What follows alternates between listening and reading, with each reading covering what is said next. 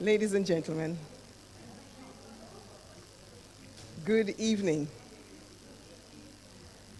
Welcome to Sounds of Advocacy, Language and Liberation, a conference in celebration of the work of Hubert Devenish, linguist, teacher, mentor, language planner, language rights advocate, expert witness, conceptualizer, union negotiator. The University of the West Indies, as an institution, its students, its faculty, have been privileged to have had the excellence of his intellect and the passion behind his service for the past 40 years. His teaching, his thesis supervision capacity and ability, his extensive corpus of publications, his achievement of the highest professional rank in the academy, the international acclaim of his peers, his superior negotiating skills are all testaments to his sterling contribution to the UWI and the field of linguistics, as well as to the distinction with which he has performed. I consider myself fortunate and indeed special to have had his influence and guidance in my academic and professional development since I was 18 years old. And I believe there are quite a number of other people here this evening who share this sentiment. There is, incidentally, at least one session in this conference in which all the four presenters, including myself, were supervisees of Professor Devenish in their doctoral studies.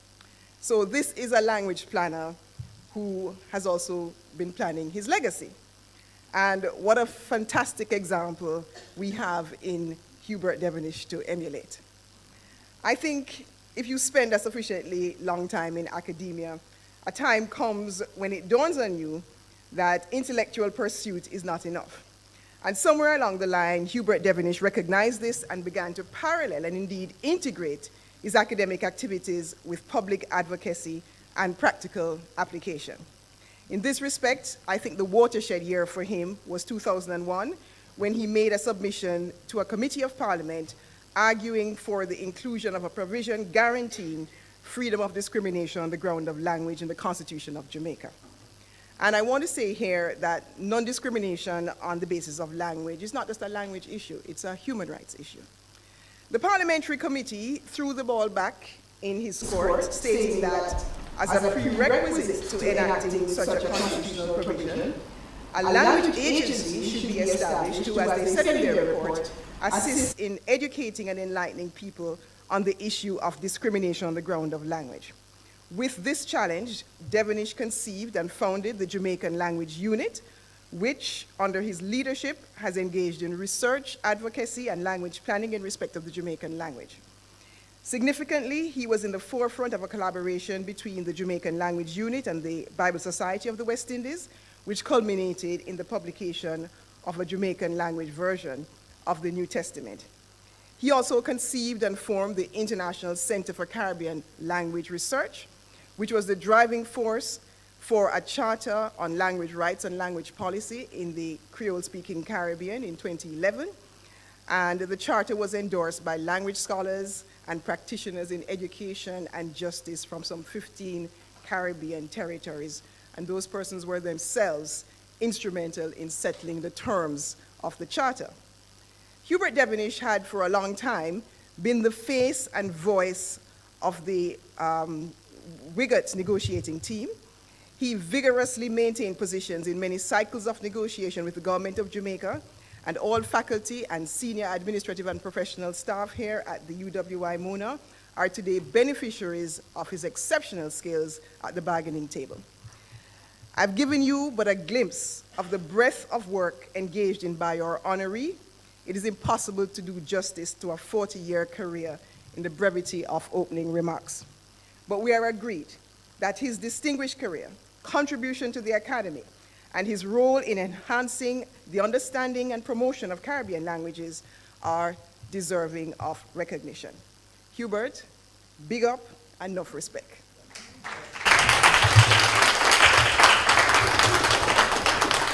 So at this time, I am going to ask Dr. Ingrid McCarran, the head of the Department of Language, Linguistics, and Philosophy, to give a brief welcome. Ingrid? Esteemed honoree, Prof. Devonish, Dean, friends, it is my sincere pleasure to welcome you all to the opening and plenary of Sounds of Advocacy and Liberation Conference in honor of you, Prof. Thanks for being here, Prof, and for not finding out earlier what we were planning. Thank you. We know that if you did, you would not have been here now. You would have stopped us in our tracks, cussed your teeth, and gone about your business, all right? We thank all those involved for keeping these plans under wraps. I don't know how you manage. Some of you really should be in the Secret Service because it must have been quite an effort. We are immensely grateful to Professor Devonish's outstanding contribution, not only to academia, but also to the growth and establishment of our department, i.e., Language, Linguistics, and Philosophy. As three-time head, he oversaw the greatest expansion of the department in terms of course offerings and physical facilities. Some of you younger ones may not realize that the construction of the Writing Center and the expansion of the main office, in fact, what we have is an expansion of what was there before. In fact, we used to be downstairs where the JLU is now, sorry. And some of you younger ones will remember. This was in the 80s. And Prof had an office. Then there was the main section for the admin. And then the rest of us kind of tried to hold where Susanna is now. All right? We moved upstairs, but that was not enough for Prof. When the faculty office began its extension outwards, Prof, with his vision and, aptitude from planning, asked that we also be extended above them. So that is how come we have our fabulous office with so much space at this time. We owe that to him. He has...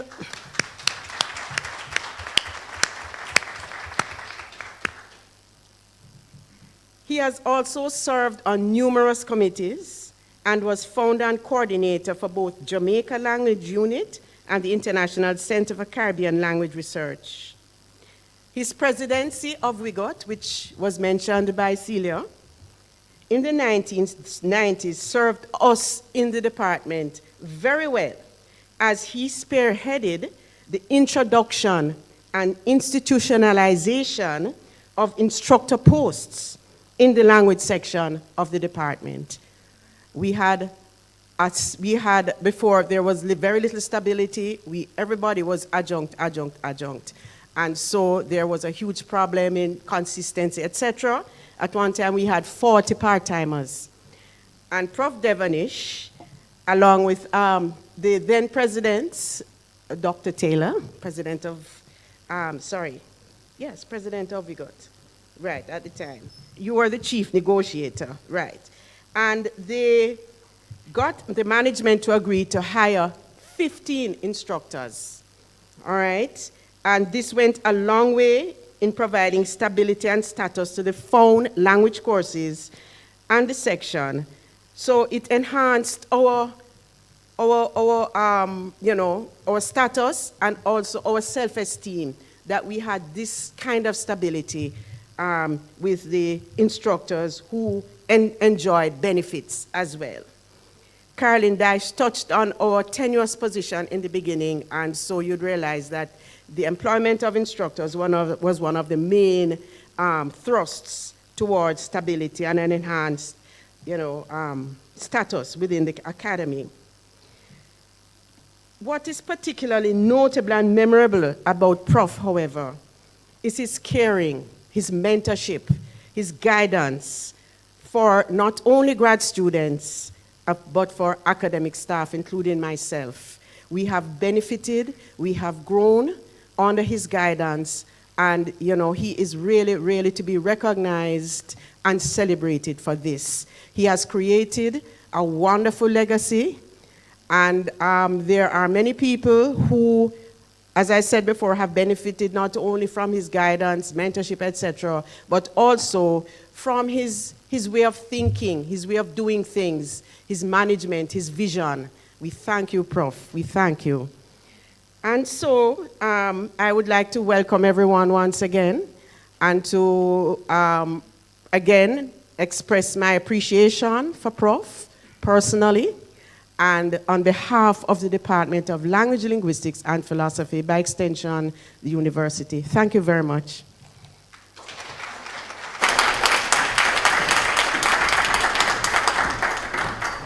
Ladies and gentlemen, we have a slight reordering of our program, and we are going to now be entertained by Preston Entertainment and Cultural Ensemble, and thereafter, immediately, we will ask Professor Warren, Dean of the Faculty of Humanities and Education, to bring greetings on behalf of the faculty.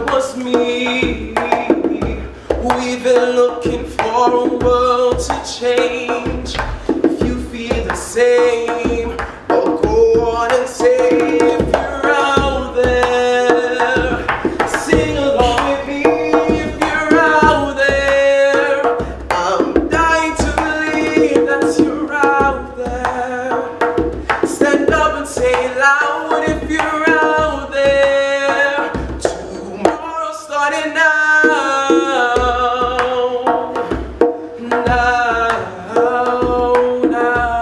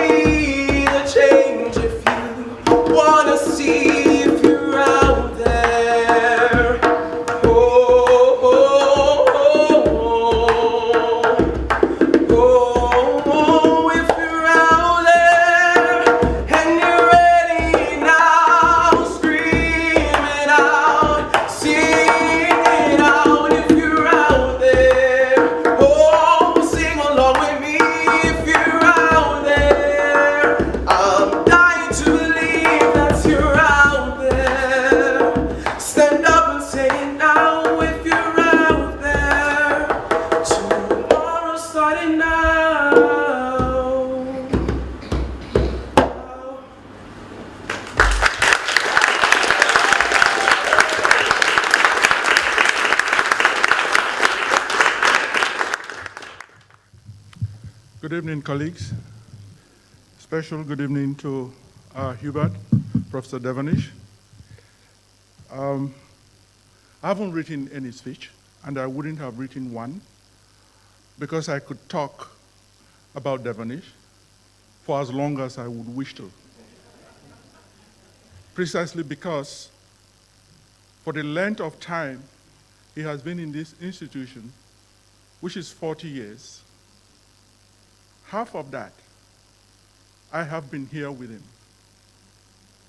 But he's been here for 40 years. What does that tell you about the man? Tenacity, resilience, commitment, and dedication. Those of you who knew him at the tail end of the 40 years that you are celebrating had the benefit of the knowledge and expertise of a man that had been accumulated over this long period of time. He's retiring. His retirement coincides, for those of you who have a sense of the history of Mona campus, the coming to an end of a particular generation. An age is coming to an end. An age made up of people like him that had given us the legacies that we have to defend. I say this oftentimes when I address faculty board. And oftentimes we don't understand it, or we don't understand it with the gravity that and urgency that it requires of us. I would begin, therefore, by thanking him to have made this available within the learning community we call Faculty of Humanities and Education. Prof. Devonish, thank you. We would have had our fights at certain times. And you wouldn't have had 40 years of all the things that you did if you didn't have occasions when you had disagreements, during which time you reflected on the things that you did and also provided yourself an opportunity of thinking in other ways other than the ways that you had previously thought. He is, as all the comments that we've listened to would suggest, and does indicate, and did indicate, an institution builder, an academic administrator, a scholar, and an activist. If you choose to discuss each of these, and that was why I said to you we could spend the entire night. But let me tell you a few things that I have had to do with him around the table. When I joined this institution 23 years and got into faculty administration essentially at a time when Agri Brown had moved over from, late Agri Brown had moved over from Karimak and had invited me to serve as deputy dean. The Department of Language, Linguistics, and Philosophy, similar to the experience history is having today, was in decline. He introduced this course, Language, Communication, and Society. Celia described him as somebody who conceptualizes. That was one such example of the man's creativity and how he could conceptualize. Those were the days when students were admitted not by any kind of computer in front of you with the data and so on. All that Devonish said was, anybody that any department could not admit, sent to that program. What that meant was that as part of this program, he had introduced sufficient remedial activities to be able to bring all such persons to the level that he wanted to take them to. About the time, but prior to that, during the time Joe was the dean, the opportunity to undertake the physical expansion that the current head of department spoke came up. What happened is that the department, in terms of infrastructure, expanded in a way that she spoke about, whilst the other departments remained with the 2 rooms that they still have as offices. But he never gave up the office that they had occupied, which is now the Jamaica Language Unit. In a sense, he was a territorialist, expanding the department in terms of the physical infrastructure, getting in students, and positioning it in a way that today it represents one of the biggest departments in the faculty. When it became a discussion as to where the philosophy unit was going to go, the initial discussions were that they could be in history. While the people in philosophy were foot dragging, he offered an olive branch. For those of us who knew him as a strategist, as a tactician, we understood that the acceptance, the open door that he had shown was part of that expansionist policy.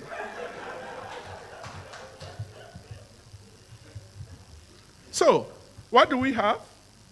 Language itself is a big department of its own, with all the foundation courses that she's talking about. He consolidated the foundation courses when he used his position as president of WIGOT to argue for that provision that made for what we now call permanent employment for instructors. Nobody knows that. Today, instructors have a career path. But at the time he was pursuing it, obviously in the general interest of the university, for anybody called instructor wherever you might be, it was part of the strategy to consolidate his department. And he did. But even before that was to happen, the test of the ELPT, English Language Proficiency Test, was already in his corner. The exams were organized by the department. That provided work for a number of persons. Income was coming in. What did he do next? He conceptualized the writing center. The money was available for him to build it. That again became a branch of the Department of Language, Linguistics, and Philosophy. So go around the faculty. Identify for yourself, in terms of the infrastructure, the units that you can associate with the department. And you will get an impression of what I'm talking to you about if you were to describe him as an expansionist.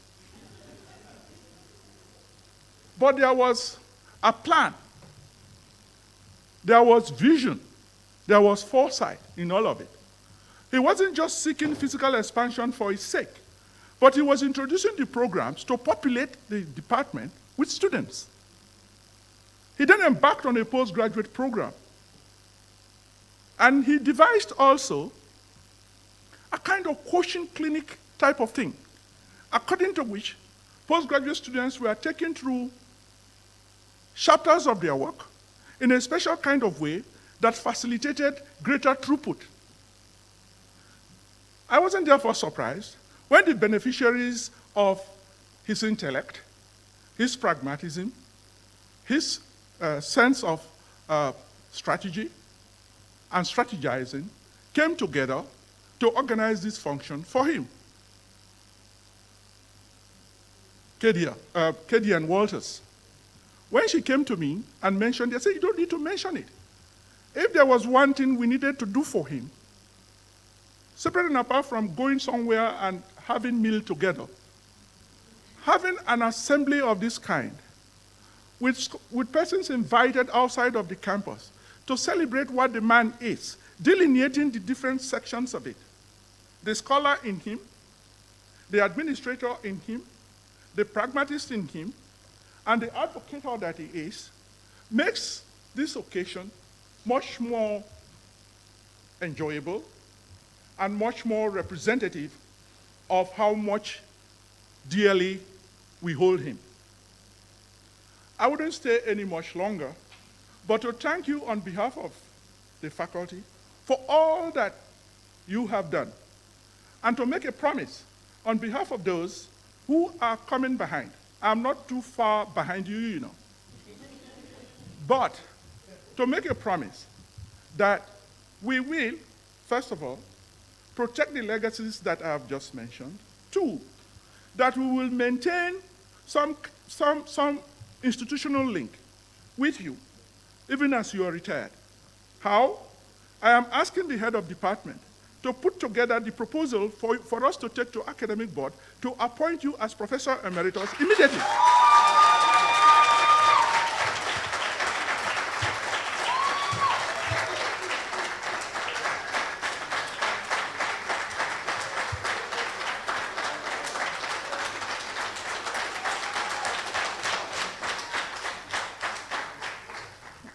Yes, we are clapping, but we need to do that. We need to do that in our own self-interest. You know why? Because he has a lot to offer. And that is the way in which, once that appointment has been done, we can get him to say, look here, you're one of us. You are still one of us. And therefore, we expect of you to do this. But one final point, and I'm done. When I was appointed Dean 2015-16, I recognized that the faculty needed something. I recognized that certain things had not happened the way it needed to happen because all the elements that should come together to do certain things, those who possessed the abilities that we know they did, had not come together. He wasn't expecting me, because I can tell you, you know, I've never had a drink with him at a rum bar. So we weren't friends at that level. So he wasn't expecting me. I went into his office, knocked, he said I should come in. And I started saying to him, I need your help to help me put the faculty together. Our student population is on the decline.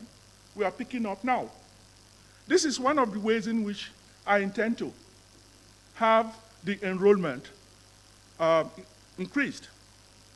I have in mind that we should begin to develop multidisciplinary programs. I had read the submission that Professor Caroline Cooper, who is very soon going to be appointed Professor Emeritus as well because the process is well far advanced,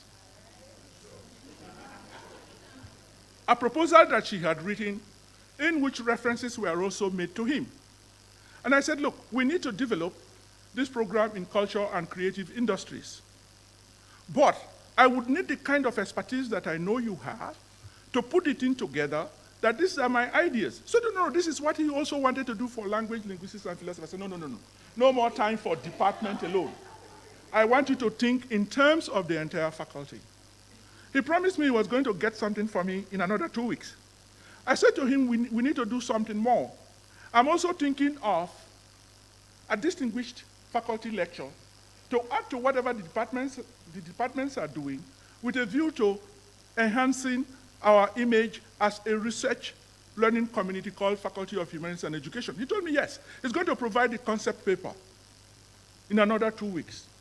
All of these things I am saying to you, he did and delivered on time. And for that reason, I am particularly grateful.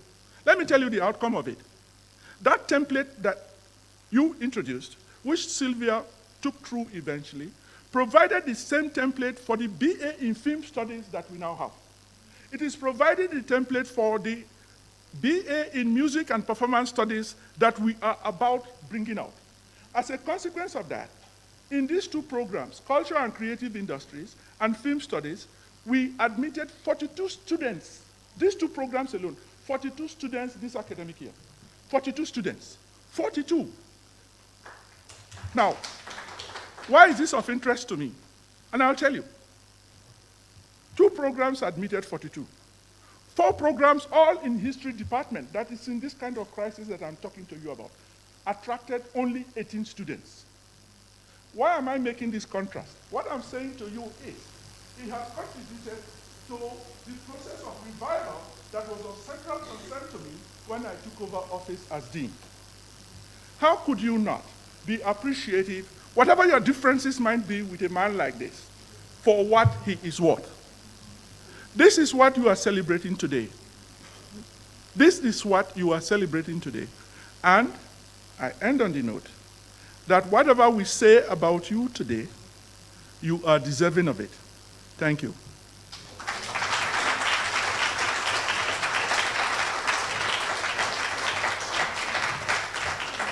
Thank you very much, Professor Wariboka. Now we know the inside story. I am now inviting the Peace Corps volunteers to come and perform. And I ask Ms. Sasha Gay Williams to be on standby to introduce our guest speaker immediately thereafter. Good afternoon.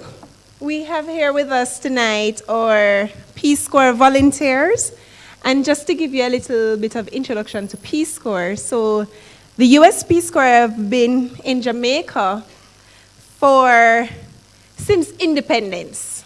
And we have shared this partnership with the Peace Corps, and it has been a wonderful experience that we have had.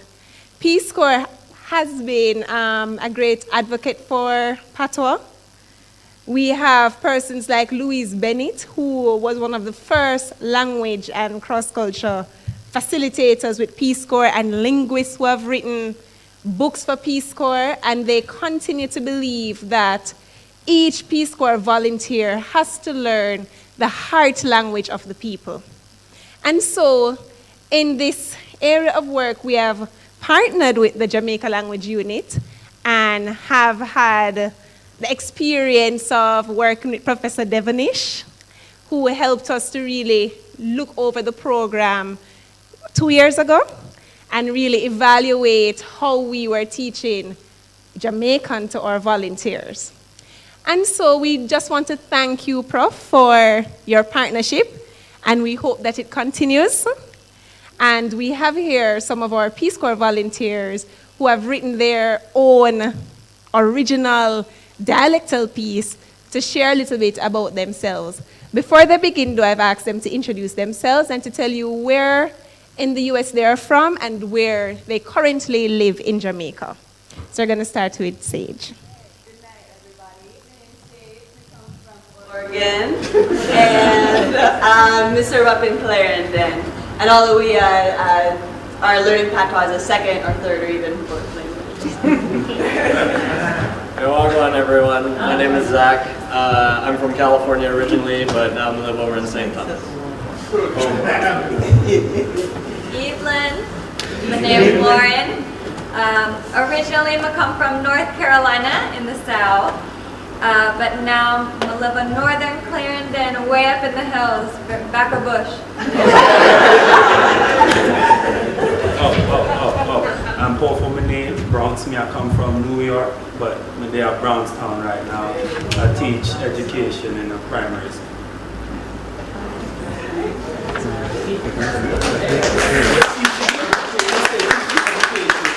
English, primary literacy advice. Sorry.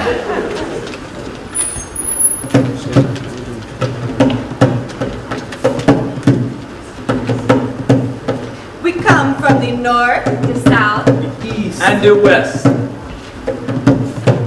as we land on the island, We were put to the test. The first thing you hit was the hot sunshine. Me almost get heat stroke for the first time. But after a while, we start to settle, get to know the land and the people. Now we help to plant and to teach and uplift the community. Just to make them know who we be. We share Peace Corps value all around, from the country to the town, from the hill to the valley.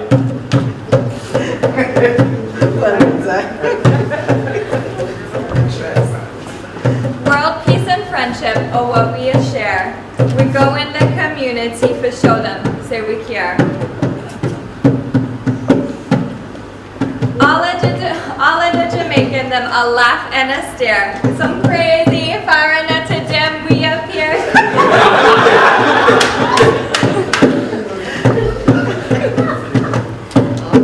Jamaica sweet and everything alright. Me work with the picnic them and you know say them bright.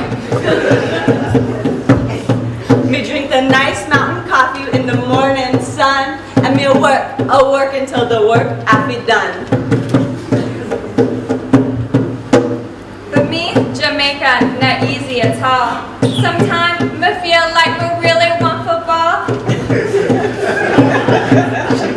So me circle my brain and me look upon the moon and me listen to a Chronix tune.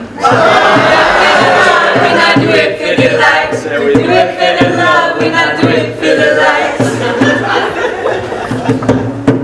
See, in Jamaica, me learn how to bathe in a bucket, hand wash me clothes, hang them on the line.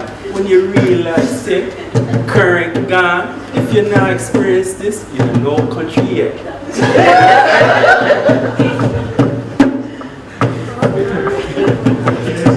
Now in America, me live in a D-city, fast food, fast car, them you can't hit, you know it's a pity. But in Jamaica, you know the country, it's sweet, fresh fruit, cool breeze, enough water please. But in Jamaica, you know, sir, work not the only thing we I do. Rest of us at Jamaica with them, we have a party too. Me listen to reggae and dance hall too. May I drink some rum and beat some toe domino for true. Now, when we live Jamaica, you know we learn a few things. Like how we chat patois and a fried plantain. How to smell up with style, forget a taxi ride. Have to say one-stop driver on the roadside. No silly confidence, really turn up. Cause Jamaica we there. Ba, ba, ba.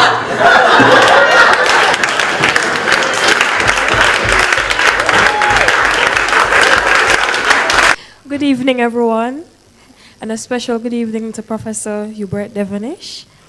It is indeed a privilege and an honor to introduce our guest speaker this evening. This scholar has qualifications and experience in sexuality, psychology, and research training. Since 2011, she has been the director for the Clinical Sexology Lab at the University Hospital of the West Indies. She has 6 years' experience in supervising therapists, where she has been providing sensitization to medical students or residents in screening for sexual dysfunction.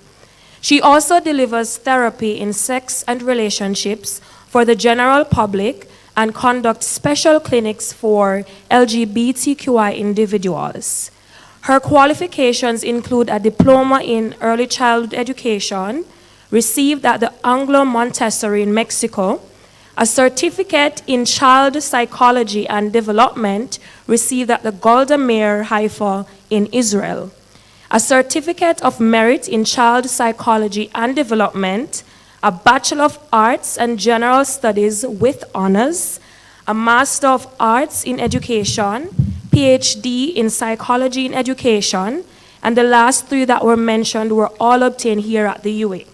She didn't stop here though, as she also obtained a postgraduate certificate in sexology at the Florida Sex Therapy Institute, a postgraduate certificate in higher education obtained at the University of Nottingham, and a present CBT for depression, which she obtained at the Beck Institute in Philadelphia. She is the editor of Interweaving Tapestries of Sexuality and Culture, author of Love and Sex, The Basics, and Questioning Caribbean Jewish Identity. She is the co-author with Professor Hubert Devonish of the forthcoming book, Race, Language, and the Global Jamaican. She has also been author and co-author of numerous journal articles and book chapters. She has lectured in psychology, research methods, gender, and sexuality for more than 20 years. And her research interests include phenomenology, psycholinguistics, and human sexuality. Ladies and gentlemen, to present our first plenary at this conference, honoring one of our chief collaborators, please help me welcome no other than Dr. Karen Carpenter. No, I don't know where Sasha gave find all them things from, you know. You took me back many years. Thank you, ma'am, but I don't think the person you're introducing is the person who's presenting. It's always odd when you hear people talk about you don't remember these things, they don't think about them. I'm very, very happy to be here to honor Hubert tonight and to share with the other scholars who are also honoring him and his colleagues. I just put it up because I thought it was funny because my title is actually Trespassing in Linguistics. But I'm going to start by giving you an anecdote to tell you a little bit about my relationship with Hubert. First of all, if you've never had an argument with him, you're not his friend. All his friends have had numerous knockdowns with him, right? And Hubert and I fight vigorously, and we have fought vigorously for over 20 years.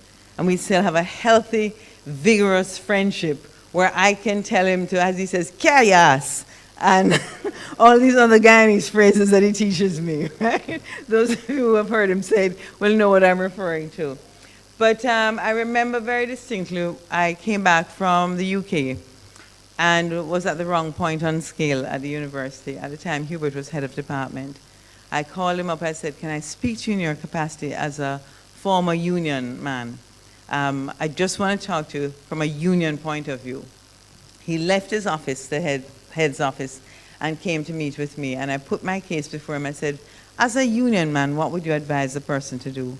He said, what I advise you to do is to write to your head of department immediately and drape them up about the fact that you're at the wrong point on scale.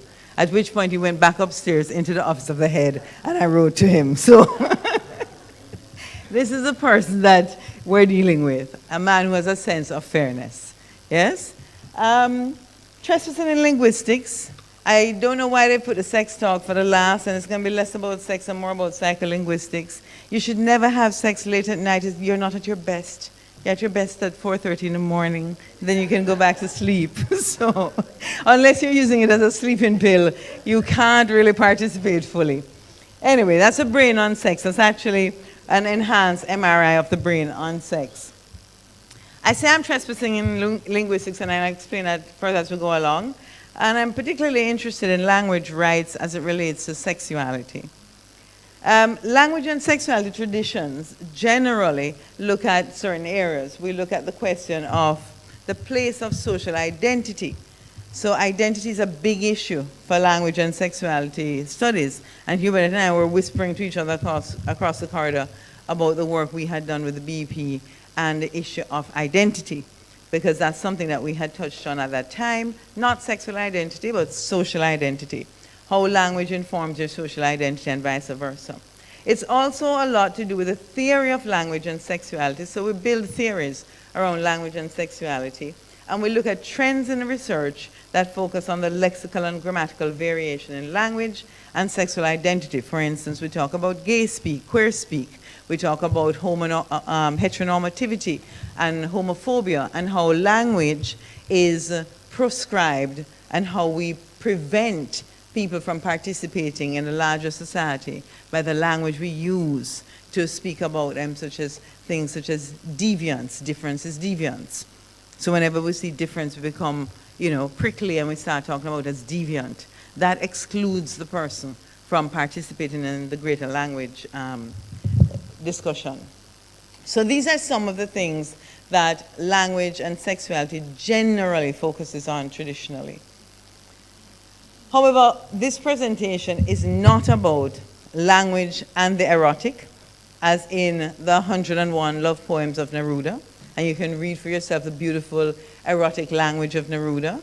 And if you're interested in that kind of language and sexuality, then I think you need a vacation with Neruda for about a month and read and reread his poems, and certainly enjoy them being read as well, because you can actually get them on YouTube, and they're wonderful readers who will read these wonderful lines to you in a way that will bring out the erotic. But that's not what this study is about. That's not what this presentation is about.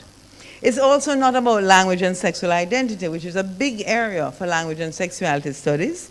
It's not about gender. It's not about feminism, and it's not about queer studies. Again, I mention these because they are large areas for language and sexuality studies. So if you have an interest in them, that's something we can speak about otherwise. But tonight we're focusing on some of the milestones that we have traversed in the Jamaican Language Unit, Hubert and myself, in engineering, I would say, different research projects that had to do with sexuality.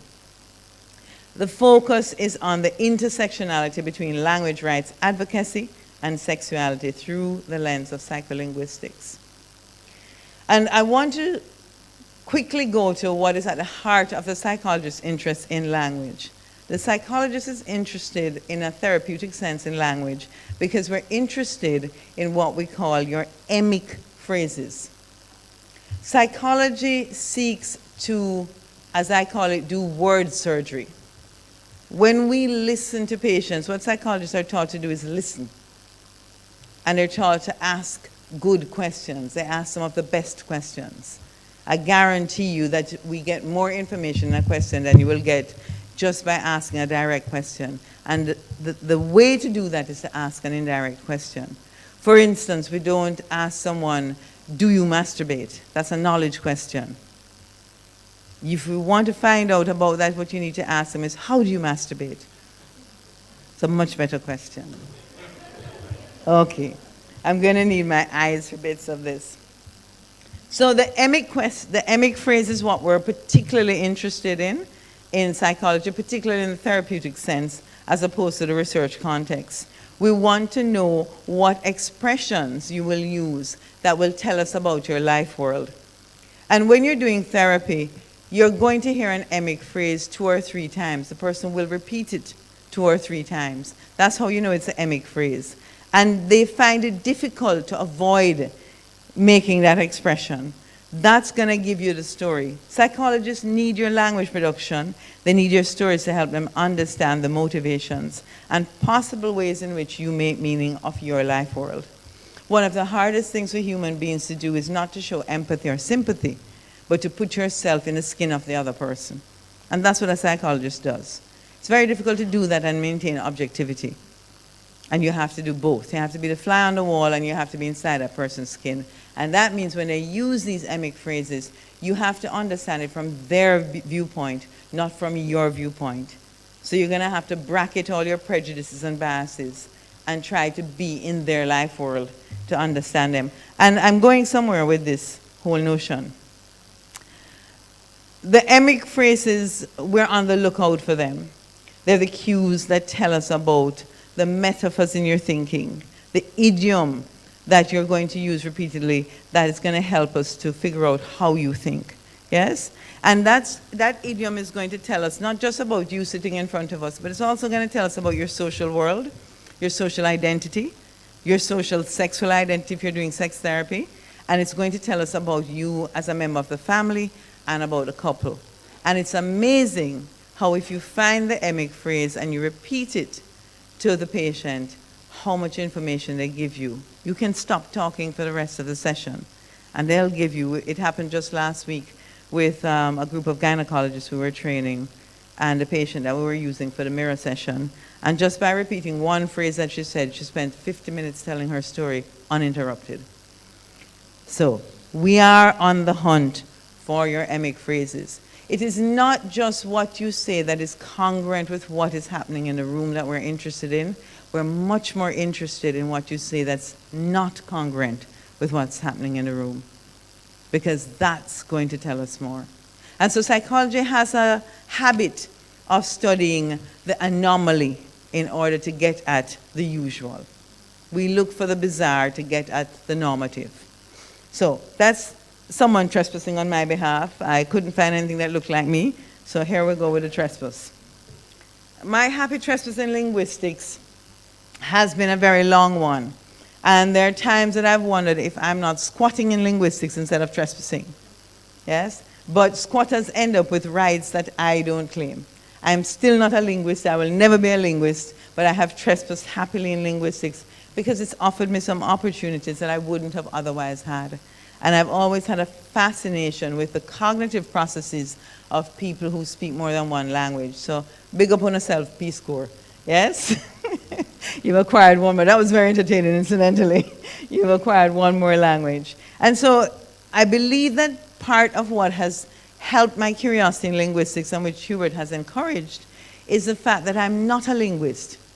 And I have a very naive appreciation for linguistics. I say all kinds of non-linguistic things, and then he tells me that I'm behaving like an impatient kindergarten student.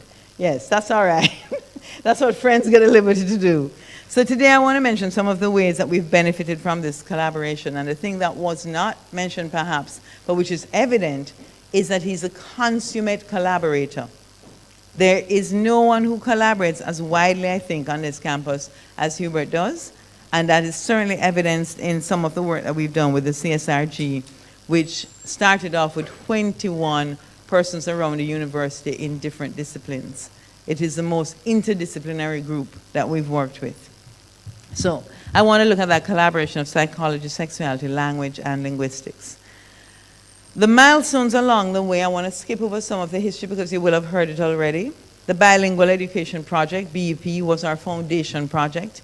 The Language Attitude Survey, which Hubert mentioned earlier, served as verification for the things that we found out in the Bilingual Education Project.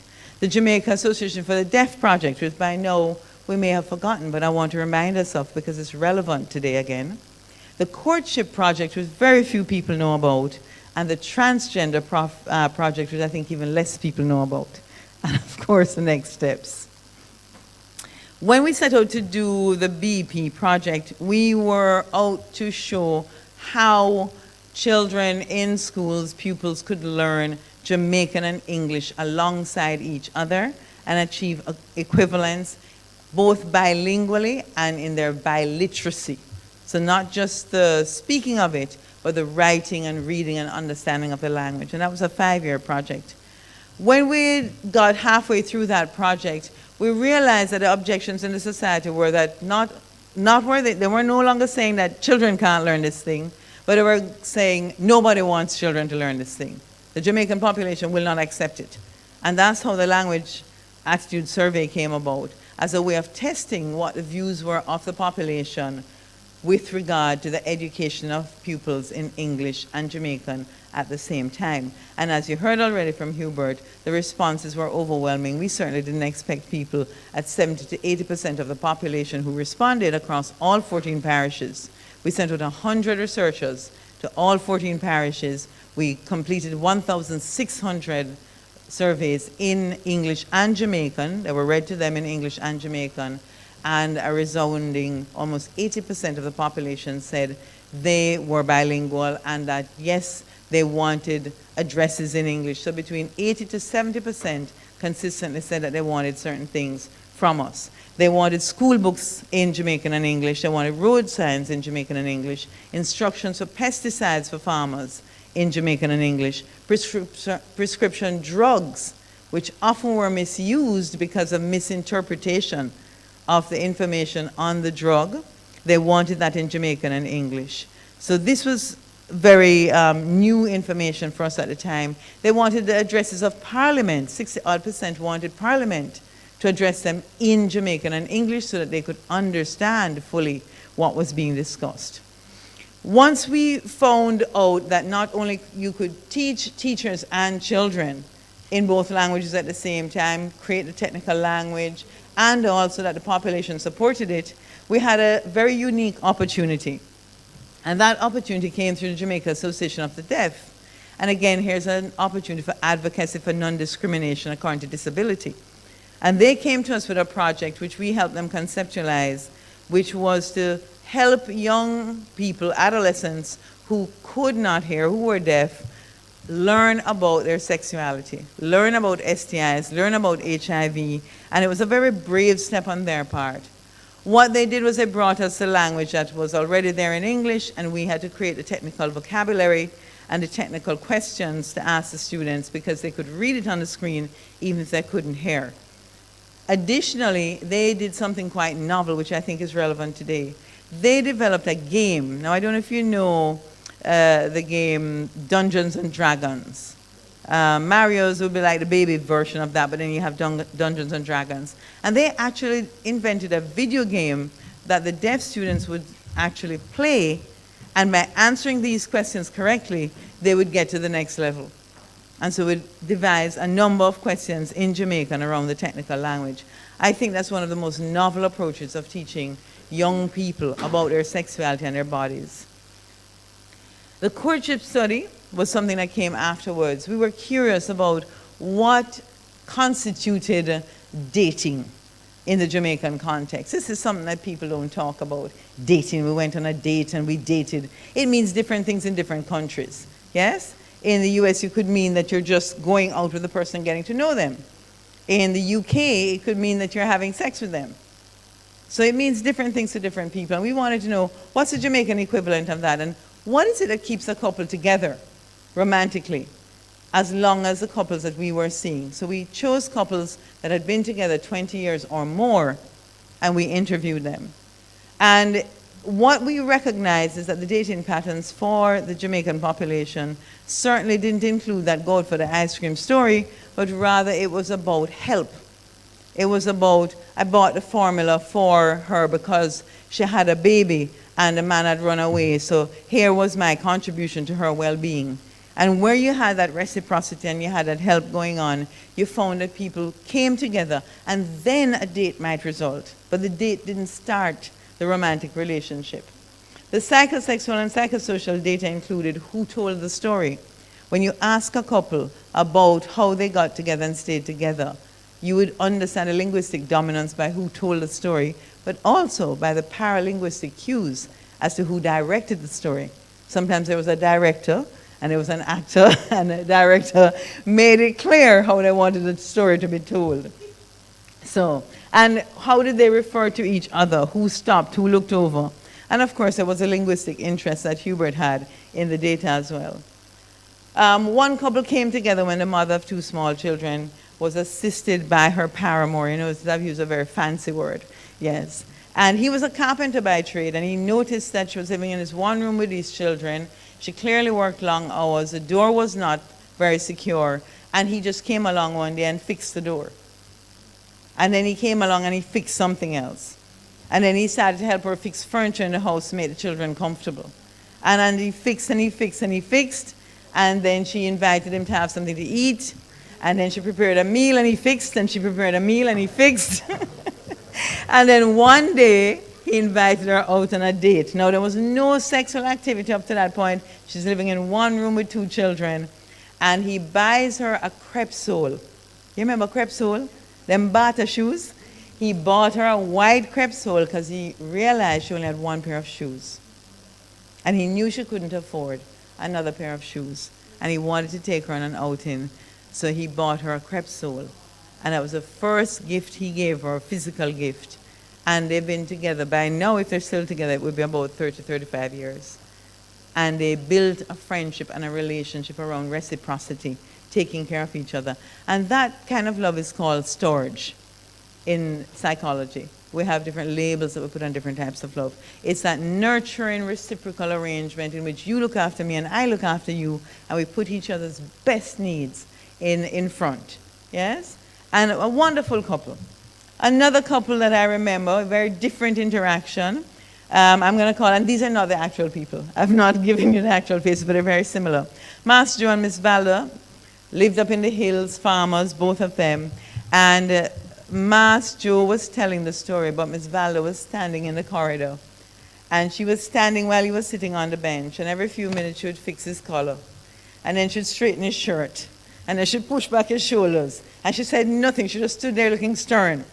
And every time he reached a little impasse in the story, he looked at her to see if he was still telling the story right. And that was what was going on the entire time. So paralinguistically, we understood who was in control of the story. And when she thought he had told enough of the story, she sat beside him on the bench and took over. And just put her hand on him and hold him down. And she told the rest of the story. And that was a very interesting interaction. They didn't have the same kind of story to tell, but that kind of love is called pragma, or pragmatic love. People who come together because he was looking for a good girl, she was a good girl, she was a church lady, they had kids together, they farmed the land together, and they're still together. But you saw a little romantic gesture among them, and they certainly understood who was in charge of the house. So, the transgender project, and I'm moving quickly through these projects. I had the opportunity of working with the transgender project from the, what used to be J-Flag, what is now Equality for All. And the data I collected from that project showed that there were some needs that were not being met by the transgender community in Jamaica.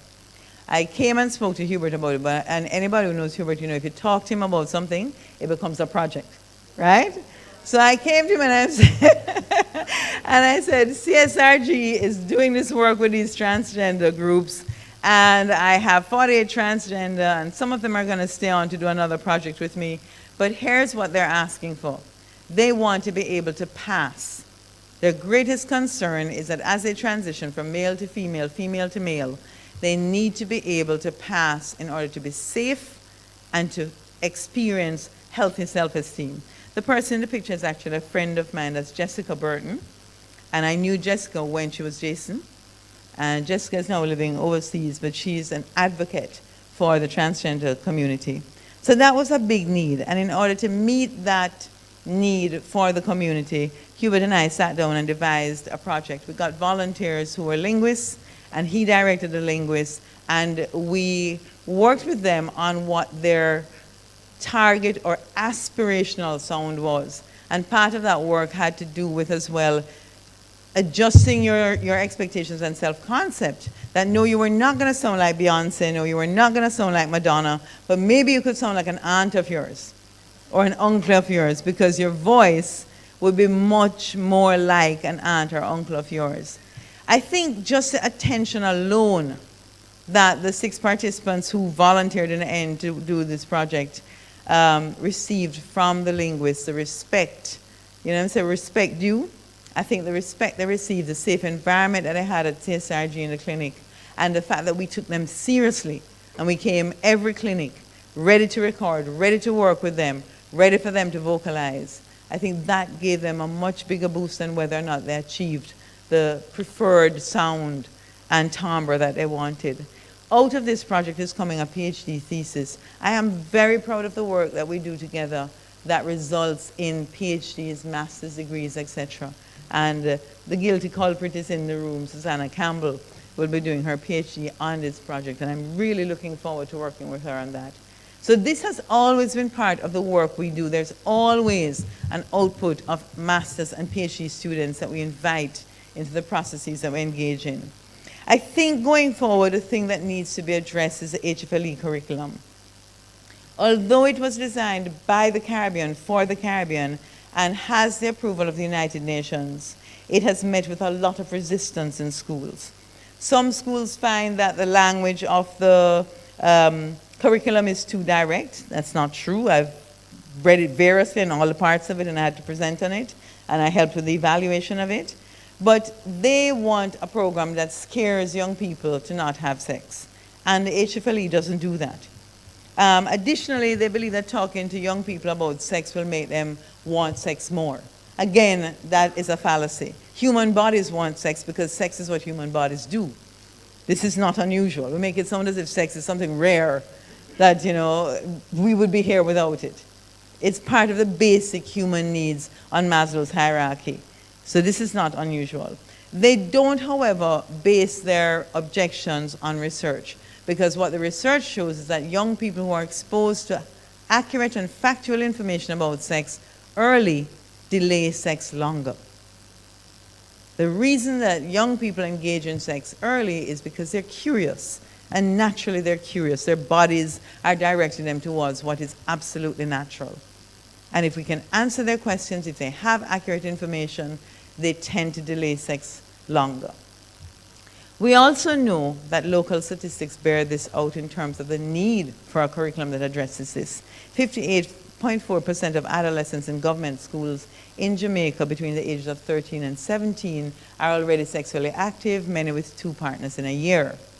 As the ages go up, the number increases. 15 to 17-year-olds are 77% sexually active. 50% or more believe that transactional sex is normal and that it should be had, and also that if a boy tells you he loves you, then you should give him sex.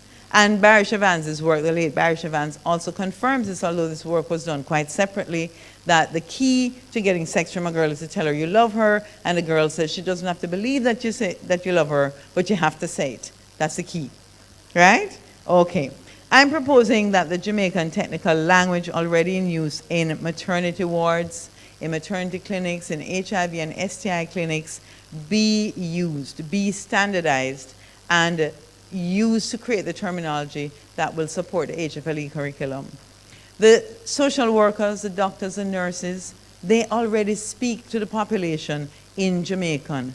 They are developing their own technical language. We need to harness this and standardize it in a way that we can use it in the curriculum to explain to young people what's happening with their bodies.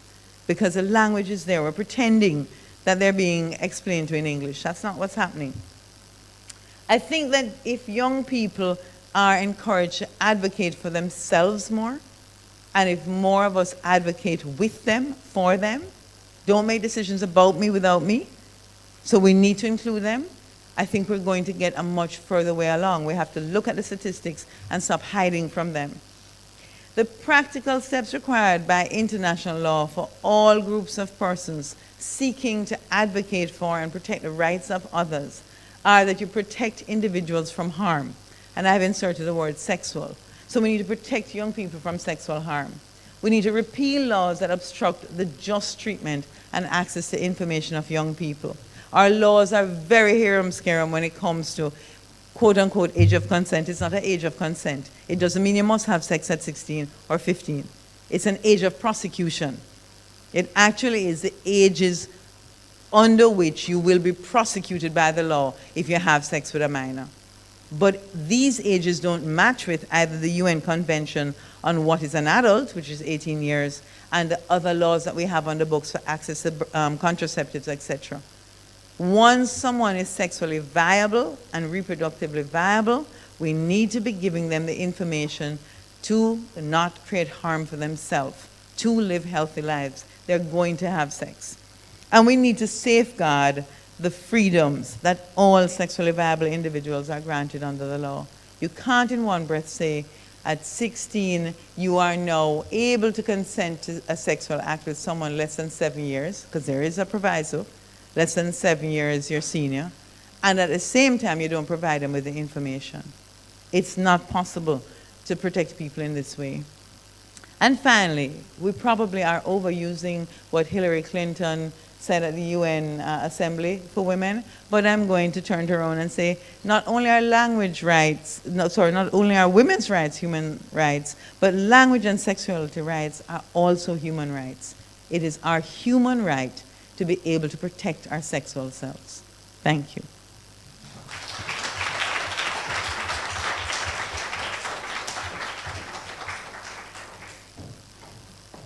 Very much, Dr. Carpenter. The floor is open for questions for Dr. Carpenter. Yes, Dr. Carpenter, I really like the presentation. Some really interesting points that you raised. And before I ask my question, I just want to, big you up for doing the writing group. I remember you started off by talking about how you trespassed on linguistics, and that was kind of trespassing as well. Dr. Carpenter started a writing group back in the day, and I was a part of the inaugural writing group. A few of us who wanted writing group coach. Well, it was called a writing group back in my time, all right? Take it easy. So back in my time, in the inaugural set, it was called a writing group. Fine? I was a group of 5 or 6 of us working on our PhDs, half from linguistics and a few others from elsewhere, and you really helped us to get to the completion process. And yeah, man, big up on something like that, So we're definitely glad that you trespassed there. So my question is, so as it relates to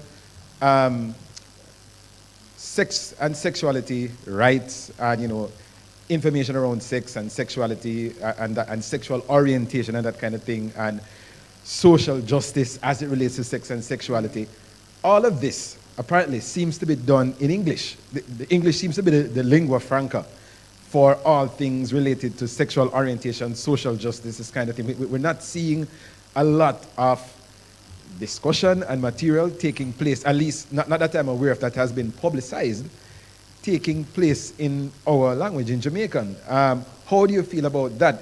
I mean, I know that you've done work with young persons, and you've had that kind of session, but when it relates to, you know, adults, and we're talking about rights and that kind of thing, and the taboo areas, you know, you did work with members of the trans community, but English seems to be the dominant language used in these kinds of discourses. Why isn't Jamaican included? So I'm going to be a bit like a Devonish and say to you, we would welcome your starting a forum that would discuss these things in Jamaica. No. We have some provisions, for instance, on the airways. You know, I do a radio program, Clive, and you also do a radio program. We have some provisions under the broadcasting agreements that we are broadcasting in English. We're none of us on the air broadcasting in Jamaican as far as the Broadcasting Commission is concerned. The Broadcasting Commission has expressed a view that they are not against a broadcast in Jamaican. It's a very recent view in the last year. What they are against is the code switch in mid-sentence. So I think an innovative individual, especially on this campus, it's already been done. There's no reason why there could not be a program entirely in Jamaican or entirely in Jamaican and then entirely in English, having both languages. They would not object to that. What they object to is the mixing, code switching mid-sentence. Because what they're saying is that we're not furthering the cause of bilingualism, which is a very new stance. But I would also say that we need fora in places like Mandela Park, in places like the Emancipation Park, where we speak to the population in Jamaican and in English. Yeah? And I encourage you to do that. Devanish's presentation earlier as well, he touched on the issue of language rights. And one of the things that I've been doing is collecting articles that he has written, Professor Cooper and others have written to the newspaper that deal with language rights. But I started to look at the comments below the articles. And a lot of those comments, it sounds as if people think that rights, the idea of human rights, is a foreign imposition. Right? The way that we talk about human rights and the granting of rights, in Jamaica, human rights sounds like a foreign... You just use a term that is being popularized right now, social justice. So sometimes we have to talk about justice. You understand how I say justice? Sometimes we have to talk about justice. Look, I say by any means necessary. Open the conversation by any means necessary. Yes? So if it means creating a program where we talk to young people about sexuality in Jamaican, then do it. But there has to be a pioneer. I'm already pushing down enough doors.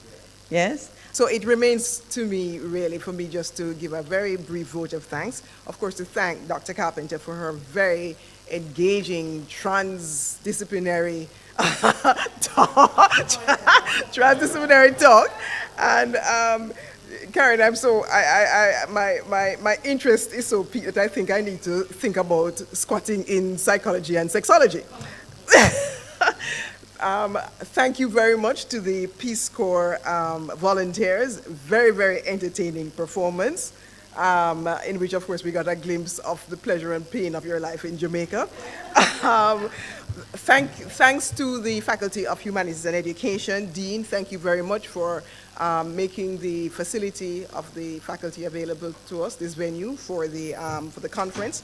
And thank you very much, audience, for coming, and we look forward to having you tomorrow. And as Karen indicated, refreshments are next door. Thank you very much.